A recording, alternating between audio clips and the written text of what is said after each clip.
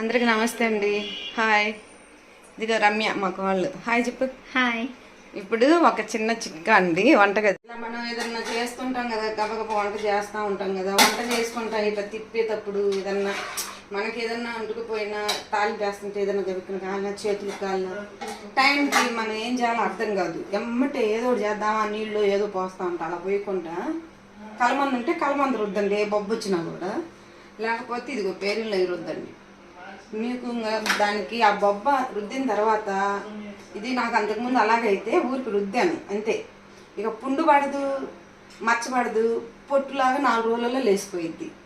ఇదైతే ఆడవాళ్ళకి మన వంటింటికి ఒక చిట్కా. ఇది ఏ తగిలినా సరే మీరు చేయాల్సింది ఇదే. కలమంది ఉంటే కలమంది రుద్దటం, లేకపోతే ఇది రుద్దటం. మీకైతే ఇక ఎటువంటి మచ్చబడదు, బొబ్బ రాదు, పుండు పడదు. చక్కగా పుట్టులాగా 4 రోజులలో రాలిపోద్ది.